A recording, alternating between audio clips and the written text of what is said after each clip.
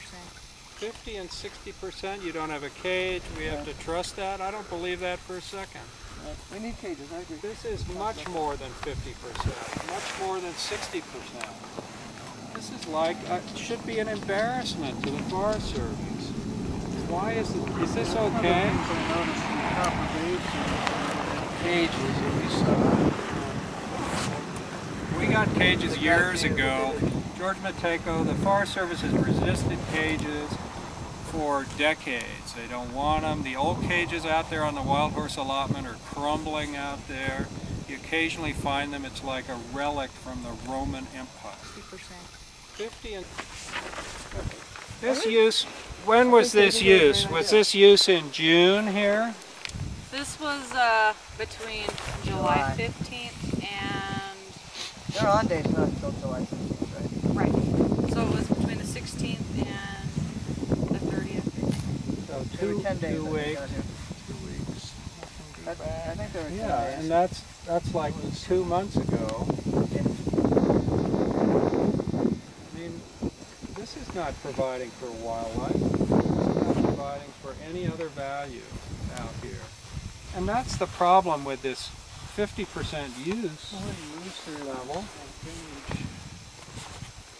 There's quite a few down where our horses are. There's quite a few moose that are up in here. We see them every year. Last year there was a adult female moose that was in here with the calf. So there's quite a bit. There's 1,800 cows, Ralph, and calves, and 3,600 and 2 moose.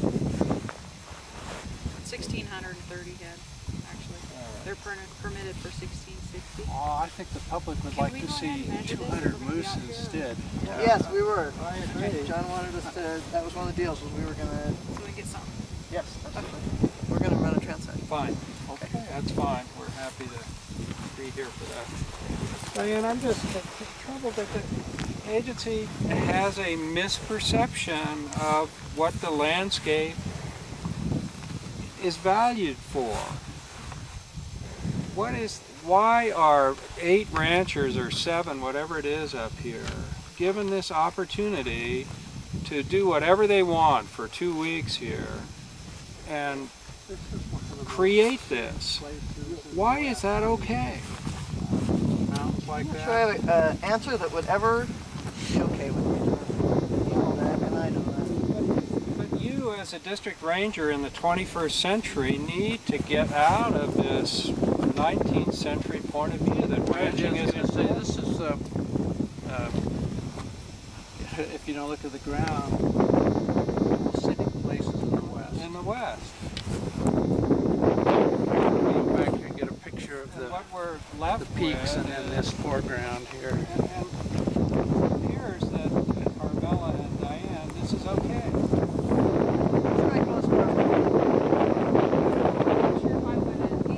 Actually, we came out here with those guys and had the discussion that this actually wasn't okay. But what we're, yeah, that's why they moved early. They moved early out of this unit. But that's still, they still don't get it. They didn't move early enough. Who's in charge? Either the ranchers get it and do the right thing, or they shouldn't be here at all. It shouldn't be up to you or Diane to come out and tell them to leave. That seems like a big, big problem everywhere. Look at Copper Basin this year. What is the matter with those guys? They made a mess out there. What is the matter with Dave Nelson on Fox Creek? No doubt about it. And yet, we're supposed to say, oh, ranching heritage is so critically important, and these guys know what they're doing, they care about the land, they are the true stewards of the land. This is like the most embarrassing bullshit. People should be embarrassed to say stuff like that. It's just a big fat lie. This is pathetic here, Carmela. These guys should be punished. Are they going to get a notice of non-compliance, Diane? Have they already? Yes, they have. They already have that. Was it a notice of non-compliance? They already had a warning and a notice of non-compliance. We can only work within our regs. No, I understand. That's why I'm asking if that happened. Yeah, we're continuing to work within our regs. I mean, But that's all here we in the can do. EIS, you have an opportunity to change this. I think we do too. And that opportunity needs to be seized, because if we continue to have cattle in here for 1 week or 2 weeks, it's going to be wrong again. Well, when the ranchers and I were out, and Carmel and I were out here, one of the conversations that we had was that there's more than just actually the green line to look at, and that when the EIS does get signed and implemented, that we will probably be looking at other things out here, like the woody browse that got hit What about water quality? harder. Yeah, I don't think that's going to be a parameter we're going to measure every year and say, now it's time, the water quality is at point A and now it's time to move. Well, but Nor do we expect them to manage for that. why But not? It's a because state there's some law. other- It's the law. What we try and do is do what cattle grazing directly affect, and that's a stream bank alteration, woody browse, and stubble height. Those are what they directly affect, Well. but they indirectly do affect water temperature and that.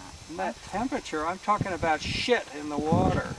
That's what I'm talking about. E. coli. This is a violation of federal law. And you don't measure it. You don't address water quality at all. I wondered if we were going to have a new conversation this time or the same. If I came out here, Diane, and saw a landscape that looked good here, I would feel differently about it. But I come out here and this is trashed.